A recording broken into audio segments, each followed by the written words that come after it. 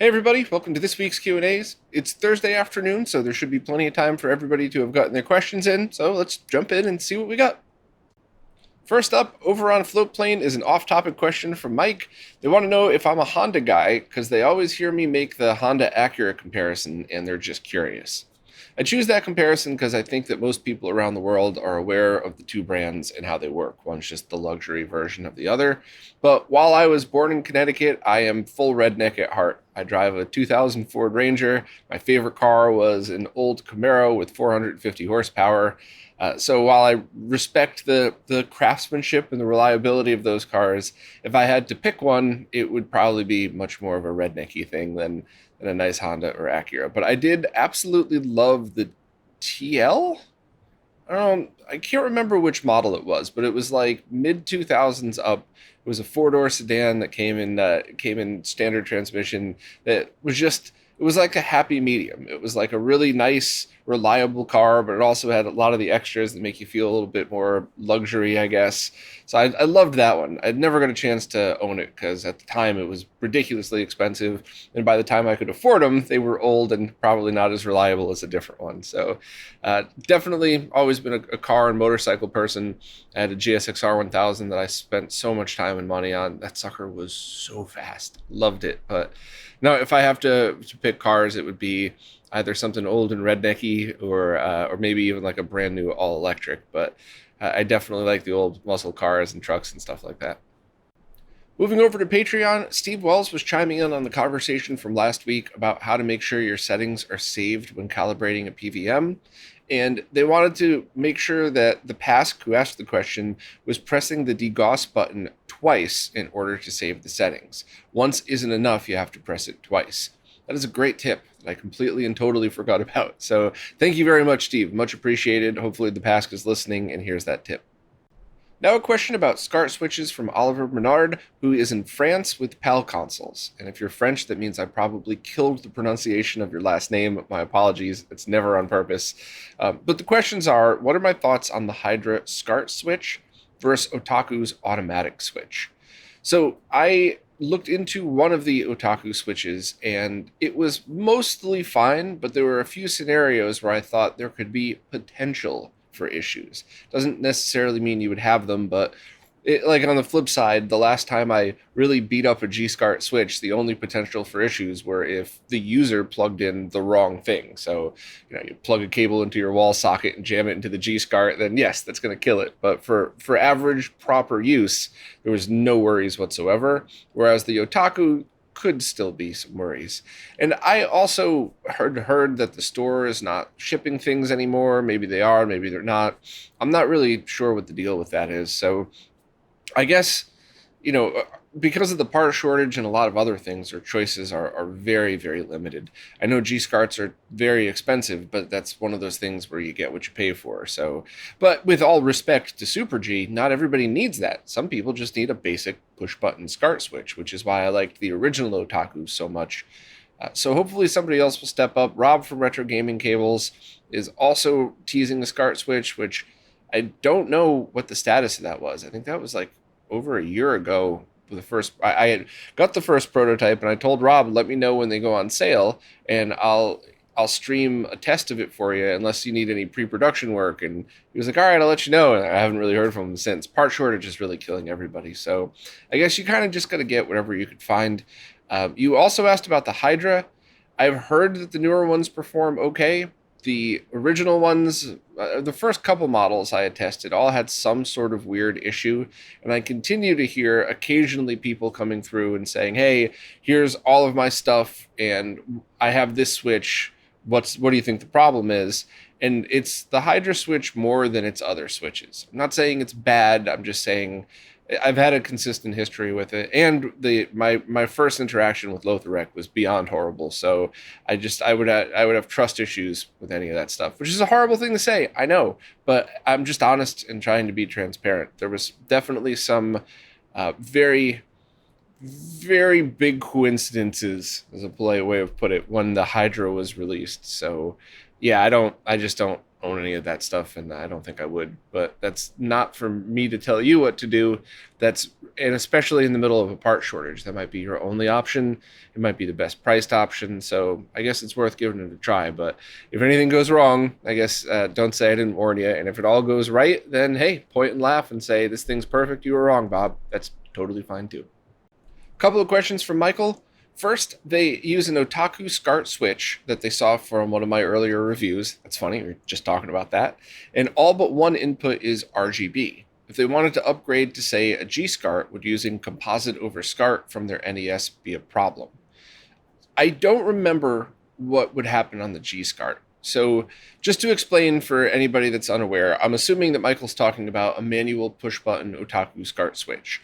And in that case, you could run anything through it, and as long as the button is set to the correct input, then it passes whatever signals through, because there's no circuitry really. There's no auto detection, there's no sync stripping. It's just a dumb push button switch, which I say that with love, because I love those and I love ones like it, because the less features, the less stuff could go wrong. So I loved that that was a low price point but still a well-performing switch. However, that said, when you move over to something like a G-SCART, that does auto detection, I think, on red or sync, depending on the version. And then you would run composite video through the sync line, because that's what composite video over SCART is. It's essentially just running composite video through it on those same pins. And if that was the case, the switch would definitely have to have all sync regeneration turned off. And then it should pass it, but would the auto switch work? And that I don't really know. So you might want to double check with who's ever selling it now. I know there's at least one forum post somewhere, but last time I even logged onto that site, it was just nothing but trolls. So I don't want to send you there. So maybe just ask whoever's selling it now. And if anybody happens to know the answer for a fact, please post down below. This is one of those things that I'd like to know myself, and I would love to just grab my SCART switch and test for you. But all of my switches are with friends in different states of use. I was trying to help out a bunch of different people. And so yeah, sorry, I don't have one here to test for you. Next question though, they stumbled across the French PAL NES that has RGB output. That's something that we've talked about quite a bit over the years, but I think I may have a page on the website about it. But essentially, that is composite video that is converted to RGB. And the purpose of doing that would be simply for French laws that mandated that all signals had to be RGB SCART. It wouldn't take the lesser composite signals. So in order to get around that, rather than rebuild the entire NES with an RGB output, they just removed the RF box and turned that into a composite to RGB converter. Chris did a write-up on it a few years ago, and sometimes it looked good, sometimes it didn't. It really depends on the comb filtering and the circuit and the TV, but I'll leave a link to that if you're curious. So if you happen to stumble across one of those, very cheap or reasonably priced, I would definitely recommend that, because that's a no-mod solution. You just take that NES, you plug it into your SCART switch, and it works just like everything else that's on there. You got to make sure it comes with that RGB SCART cable, because there's a proprietary cable with it. But you're not going to get a video signal upgrade, but you definitely would have your workflow go a lot easier. You could just use definitely use the G-SCART and kind of just go from there. So I'll leave a link to Chris's post from a couple of years ago just for some info on that, and a link to G-SCARTs. But overall, I think, that might actually be a pretty easy way to solve it, as long as you can get one of those cheap. I don't know what they go for these days.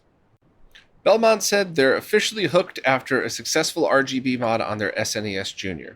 Would I be willing to recommend some other mods for old consoles that are roughly in the same difficulty range, assuming parts are available? So the SNES Jr mod, the only one that I know of off the top of my head that's that easy is the original N64 RGB mod. You have to find, I'll leave a link to the page on the website that shows how to find them. But get the older revs, and then get any one of the basic bypass boards. Voltar, Boardy, there's a whole bunch out there. Avoid eBay. It's just like saying avoid AliExpress. I'm positive there are awesome good sellers on eBay, but unless you know for a fact who you're going through, there's a lot of garbage ones on there, including one notorious seller that was intentionally selling bad boards because they wanted to dump them and get their money back. they weren't going to harm anybody's console, but they certainly were a lesser of quality. So just avoid eBay, get them from people that you know or people in the community that you know, and that would be definitely be one. Other than that, there's a few like composite S video mods for RF only consoles that are fairly easy. I'm trying to think of what other ones. I'm trying to look around to see if I could look at my consoles for some inspiration here. Let me look back at my CRT wall and see if I see any consoles here that might be just as easy, but no, I really don't. I can't think of one off the top of my head, to be honest. So I would start with that and kind of see where you go from there. But yeah, it is kind of addicting because you start upgrading these consoles and you see the quality go up. And while it certainly doesn't make the gameplay any better, it is kind of nice to just enjoy the visuals a little bit more. So yeah, I guess I would try an early revision N64 next. And if anybody in the comments remembers something that's kind of that easy that I'm forgetting, please chime in and let us know. I always whenever I'm put on the spot, sometimes I have the answer and sometimes I'm just like, oh, I got nothing, and then an hour later I'm like, damn, why didn't I say that? I do that all the time, so sorry.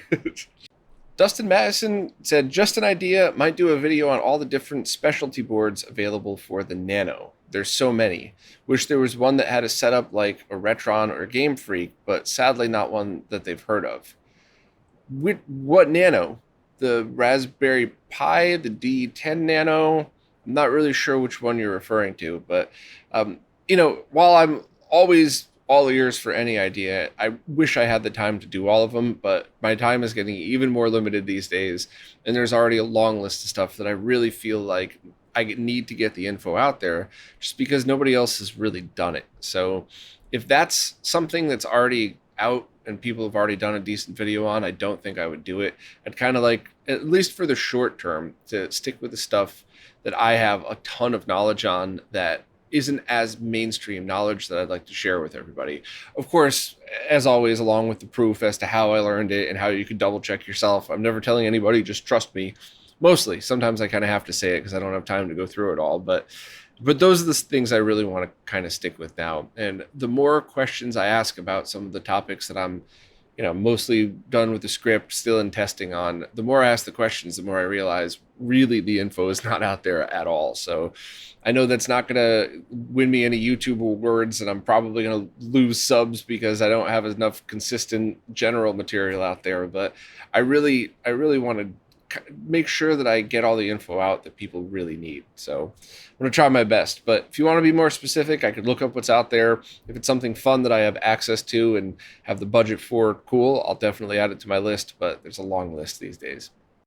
JP Brunow said, congratulations on getting them very, very interested in buying a Mr. FPGA full setup. Well, I wouldn't talk about it and promote it if I didn't love it. I really do love the project. I'm so appreciative to all the devs that work on it, that help us all on a daily basis. So it's no bullshit when I talk about how much I like it. There's no Mr. Corporate Company that's paying me to say this. So hopefully people know that I mean it. But anyway, they admit being confused about which full pre-assembled turnkey setup to buy. There's a bunch of options offered by a bunch of different resellers. They want to be able to play console games from Atari 2600 all the way to PS1. PS2 is probably never going to be on their CRT via component or S-Video. So those are two very different outputs right there. If you want component video, basically anything with an I/O board could handle that. You might need to also purchase another cable, such as just a VGA to RCA breakout. Those are super cheap. I think I have all that listed on the Mr. page and everything as well. And in fact, you might even, I got to double check with Mike Simone, but you might not even need an I/O board. If you're only going to be connecting this to your component video TV and nothing else, you should be able to use direct video and then buy a very cheap little board that Mike, I think has ready, and then just use standard cables. And you would have to figure out a different output for audio, but as long as you use an HDMI converter, an HDMI DAC that has audio output, it should be fine. But you don't even really need a full I/O board. However, as soon as you start talking about going to S-Video, then you're going to need something like the Retro Castle board that has a Sega Saturn port on it. and you could use a Saturn S-Video cable, and those are very good. In fact, I have that here. I got to do a live stream on that in the next month. So if you have the patience to wait a few weeks, you might want to wait to see how that goes. Pork was working on a prototype of doing it that way too. I tested last time, and I got very good S-Video output. And also the cores that Mike's been working on, if you want to get a little more complicated, you could generate S-Video directly from those. So it's one of those things where component I would call easy. And it's just a matter of choosing the case that fits your needs, the type of cable, how you want to get it. But that's kind of an easy thing. S-Video starts to open up a can of worms that if you had the ability to go component, I would stick with that. Whereas if you only could use S-Video because that's the CRT that you have, no problem, but it's a completely different path of accessories that you want to go. So I think I would first determine which signal you want, and then after that, what other options do you want? Are you going to be using SNAC? Are you going to be using digital audio output as well? Do you have this going into your CRT, but you also want to put it into your nice, awesome surround sound system or something like that? Or maybe you just have a really awesome stereo DAC and a 2-channel setup, which that video got delayed because life things, but that 2-channel audio is amazing video is going to be out at some point between now and never. So I would just nail down less about what console games you want to play, because there's not really a choice there. Whatever cores are available is what you're going to get. But what you want to connect it to, what accessories you want to use, and then maybe if you don't mind re-asking the question, and I could kind of get you a little more focused as to your answer. Scotter140 wanted to follow up on a question they had asked last year, but they kind of wanted to update it and re-ask. They have a CRT they'd like to make their main CRT, a 32-inch Sony Trinitron that's beautiful but just has composite and S-Video inputs. So they'd like to convert everything to S-Video and integrate it into their current setup that's a mix of RGB and component. They have an OSSC Otaku SCART switch. They have an OSSC and an Otaku SCART switch and a cheap 3-in, 2-out component selector. They're not aware of any device that does both, so they think they're looking at getting at least 2 converters: a component video to RGB SCART transcoder, plus an RGB SCART to S-Video and composite transcoder. Sorry. Does that make sense, or is there a better solution? That's perfect, but the only thing I have to add is you need to remember that going from RGB to composite's never going to work right. It'll work.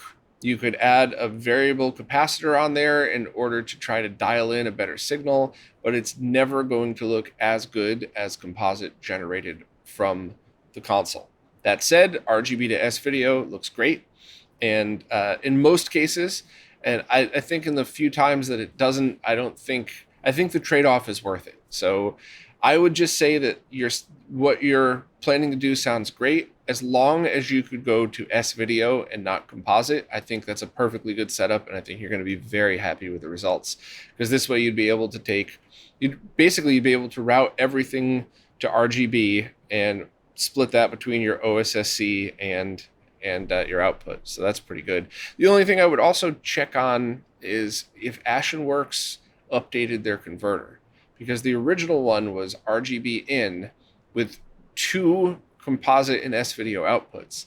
And I strongly suggested that Ashen change that to RGB in, RGB out, and composite S-Video out. Because if he did that, then that would be your solution right there, because that would take care of splitting the signal for you, one going to the OSSC, the other one going to, to your, the S-Video going to your TV and the RGB going to your OSSC. And heck, you could even probably get a SCART coupler and just stack your OSSC right on top of it if you wanted.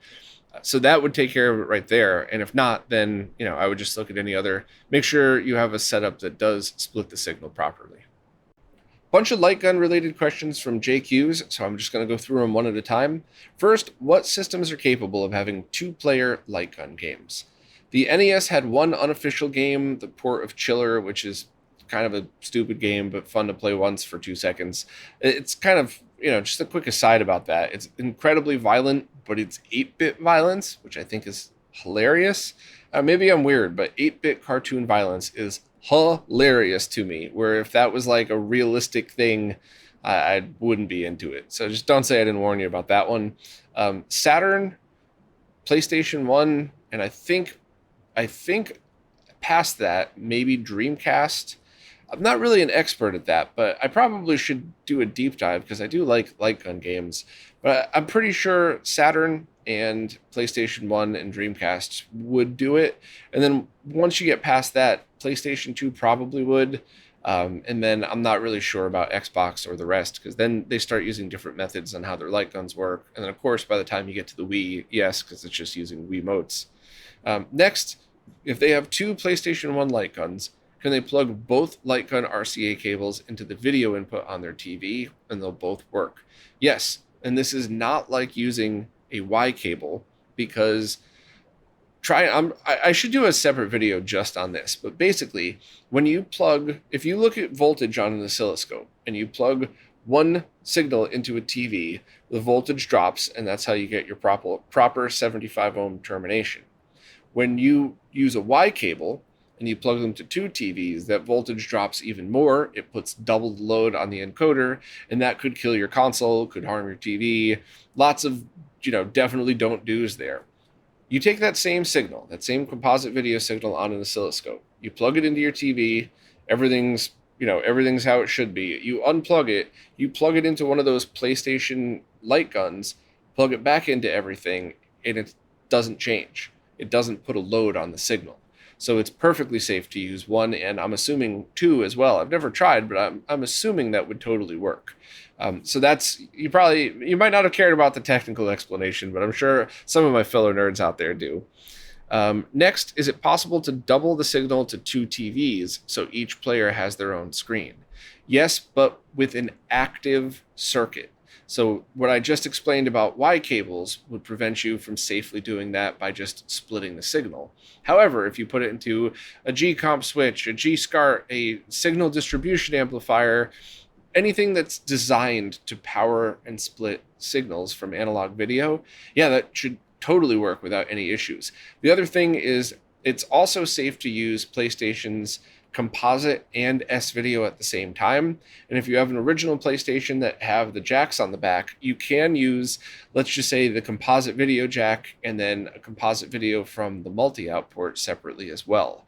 So that would be safe to do because the console was designed to do that. So you're not splitting it, it's the circuitry is already there. So I think that sums up all your questions. If I got this wrong, please chime in and let me know because I do love light gun stuff, but I think I at least got you on the right path. Vape the Wave has recently built a GBS-C and they've been using component video with it. If they decide to use SCART at some point, should they create an adapter with the pigtail that was provided, or is there a good SCART to VGA adapter they can buy? They've read about Sync Strike, but before they buy it, they want to know if there was a cheaper alternative. Well, anything that will get the sync stripped and into a D-sub VGA style connector should work. So you could use the SCART cleaner, which is free open source design. You could just jump right on the website and download. You could use that, but not populate the port and wire that directly in. There's a whole bunch of different changes that you could decide to make if you want, or different choices, I guess is the better way to put that. So basically, you just need a way to convert the connector from SCART to VGA. Don't touch the video lines. RGB are going to be fine. And then you'll just need to convert whatever signal on the sync line is to TTL level clean sync. And that should be all that you need. So I would look into any of those projects. I know we built the SCART cleaner revised with the VGA port on it, but I don't remember why we didn't upload the files. I think it was part shortage related. I think we kept posting the bomb and then all the parts would get out of stock. So I'll have to swing back around to that, but let me know if you need it.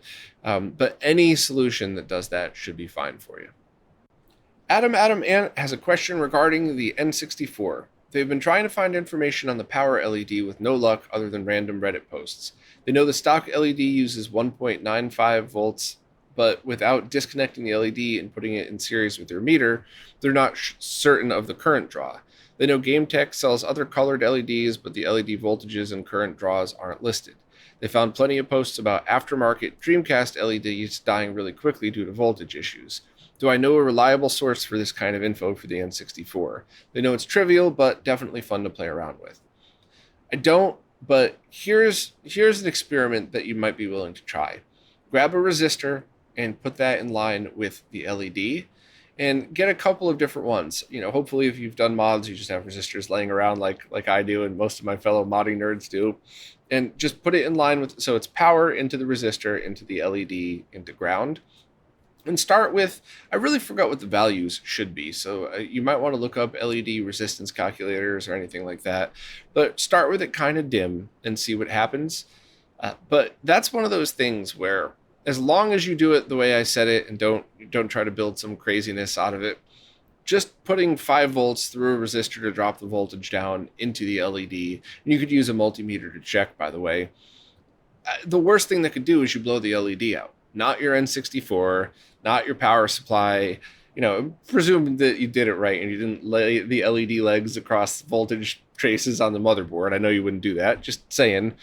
So I think that's one of those experiments that's probably worth your time. You're not going to lose a lot of money if you blow out a couple of LEDs, just trying to figure out the exact correct voltage or combination of things.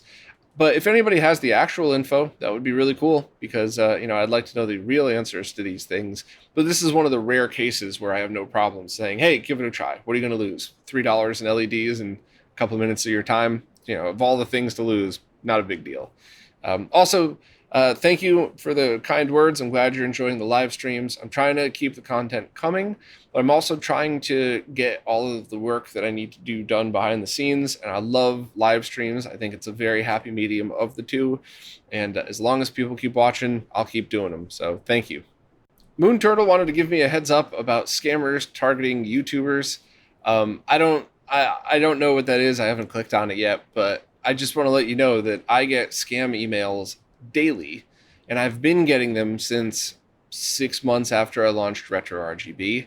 So it's something that all of us are very, very used to, and it is rare when people fall for it, and it is really embarrassing when they do. Like that one, I forgot who they were, but that one YouTuber that got a phishing email from somebody that was disguised as a bigger YouTuber, and they went on Twitter trying to complain about it. That's they should have known better. We get this daily. So, I appreciate the heads up. I'll click on that as soon as I'm done recording this to see what it is that you were showing. But honestly, anybody with over a few thousand followers that's been doing it for more than a year is probably getting daily scams sent their way, and we're all just numb to it at this point.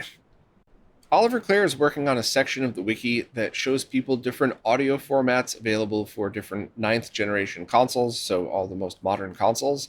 And they just wanted to know if I had any thoughts on additional columns or anything else that I think people would find useful. I'll leave a link in the description to exactly what I'm talking about. Anybody who has any suggestions, please chime in. But for me, I checked out the page, and the only thing I would want to add is if there's any restrictions. So the basic restriction of SPDIF optical audio output is limited to uncompressed 5.1, and then all other signals get compressed through it.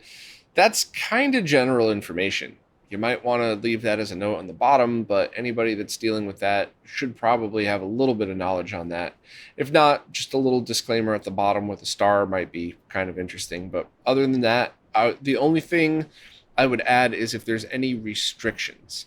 So this console supports all of these formats, but it only supports, I'm making this up by the way, but it only supports Atmos if you're using HDMI 2.2 compatible receivers or something.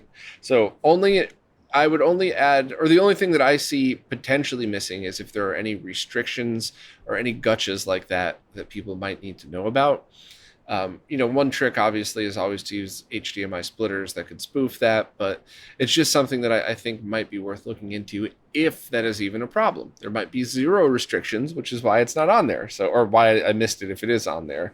But that would be the only thing that I have to add. But anybody else, please chime in, because I definitely love all this wiki talk. Oliver also wanted to follow up on our discussion from last week about the potential of wirelessly distributing RF from the console to a receiver and then into their setup. And Oliver wanted to clarify that they don't actually mean to distribute RF around their house. They just wanted to see if they could do that and distribute it across the room. And what you need to remember about that is it's basically the same. So all of the things I talked about last week still apply, because it's not like a directional signal. When you introduce that kind of amplification, it basically just broadcasts it in a big circle around you. And you could sort of kind of aim it sort of this way, but it's going to go everywhere. And when you have unregulated amplification like that, it could cause problems with other devices. It could cause human issues. And I spent quite a bit of time in EMI chambers trying to get our products when I worked for that medical company to pass the very stringent 60601-1 medical standards. And EMI was much stricter than any consumer grade products, but the consumer products still had the restrictions for all of those reasons. So while I'm not trying to say that if you hook up this RF amp to your NES, you're going to cause yourself brain cancer if you walk in front of it, it's not impossible. Whereas if you plug in your cable into your NES and you run that across your room and you plug that into the other side of your room, the chances of you getting cancer from that cable or from it interfering with other devices that are next to it are zero. So, it's one of these things where if people listening are laughing at me like, you can't get cancer from a wireless RF, you moron, that's fine. Make fun of me all you want. I was the one sitting in the EMI chamber seeing all the differences. I've definitely seen wireless signals mess with people before, so I just wouldn't do it. But it's up to you. Give it a try. Proof of concept. If it works and you're fine, go for it. But don't say I didn't warn you, because stuff like this, I like to err on the side of caution rather than just say, whatever, go for it. Like with the N64 LED before, the worst that could happen is you blow out a cheap $1 or less LED. Go right ahead. Not a big deal. Whereas this, worst that could happen sucks. So that could happen would suck. So I wouldn't do it. Well, that's it for this week. If you're new to these Q&As, ask any question you'd like wherever it is that you support in the latest Q&A post. The way these services work, I can't really figure out what's a new question on an old post. Plus, I love just scrolling through in real time and answering them like we were hanging out together like you saw me do today. So any question at all, stick it wherever it is that you support in the latest Q&A post. And if I ever miss it, it's never intentional. It's always a screw up on my fault or on my side after the fact. So, and of course, if you need anything or if I misanswered your question, just re-ask or DM me or something like that. But as always, thank you very much for all of your support, and I will see you next week.